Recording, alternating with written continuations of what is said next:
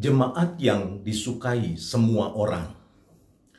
Penulis Lukas mengisahkan hal penting di dalam kisah para rasul. Setelah Roh Kudus dicurahkan adalah munculnya sebuah cara hidup baru di dalam kehidupan umat Tuhan. Ada 6 ciri dari cara hidup baru sebagai umat yang dipimpin oleh Roh Kudus menurut Lukas.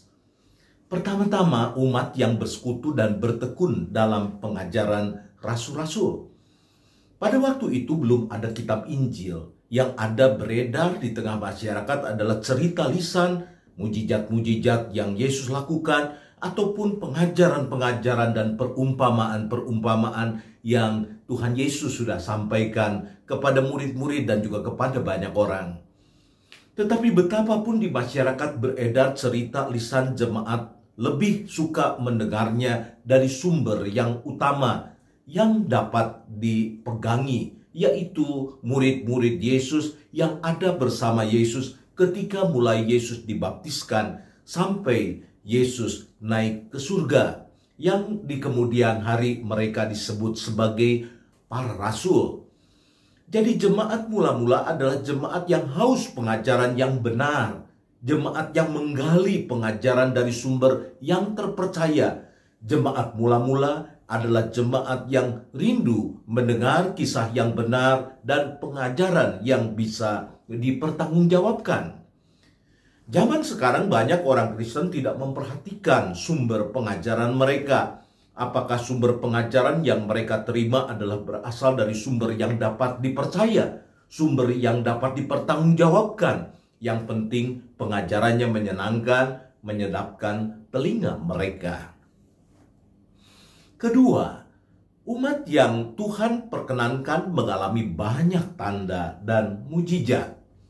Memang tanda dan mujizat bukanlah yang utama, tetapi betapapun bukan yang utama, Tuhan perkenankan jemaat mula-mula mengalami pelbagai tanda-tanda ajaib dan mujizat-mujizat, baik atas sakit penyakit, atas peristiwa alam, bahkan kematian sekalipun. Gereja mula-mula adalah gereja yang bertumbuh dan berkembang, dan oleh karena itu tidak hanya berhenti pada mujizat-mujizat saja. Betapapun Tuhan anugerahkan tanda dan mujizat, ia harus selalu ingat bahwa tanda dan mujizat bukan yang utama. Pengajaran rasul-rasul selalu mengingatkan tugas tiap orang percaya bukan terpaku pada keajaiban-keajaiban, melainkan mesti berpusat pada pemberitaan akan salib Kristus. Oleh karena itu, setelah kisah tanda dan mujizat dalam kisah para rasul, Lukas menceritakan bagaimana gereja harus berjuang dalam menghadapi aniaya dan penderitaan.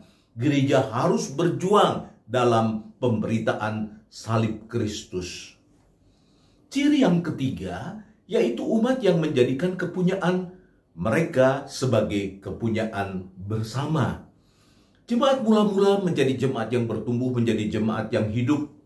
Mereka tidak dikuasai oleh harta dan benda, tetapi sebaliknya, bahwa jemaat diberikan kuasa atas harta dan benda yang Tuhan anugerahkan dalam hidup mereka.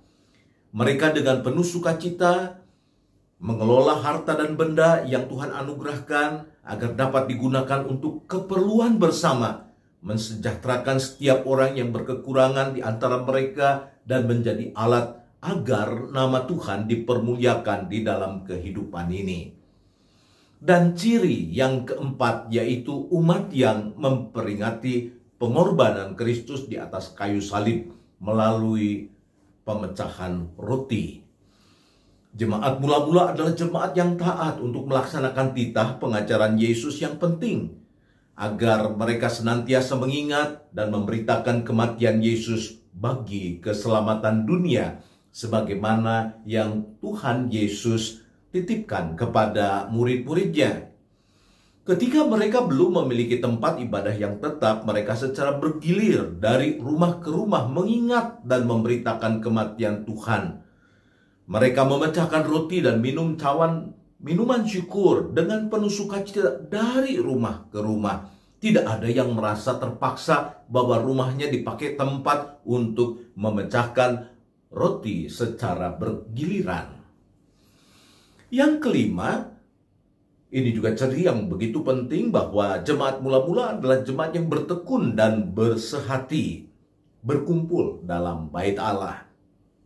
Biasanya apabila orang berkumpul, yang terjadi adalah pertengkaran, sebab ada 10 pemikiran yang berkecamuk di antara mereka, ada 10 pendapat, dan lalu kemudian perkumpulan bukan memuliakan nama Tuhan, tetapi memberitakan perpecahan.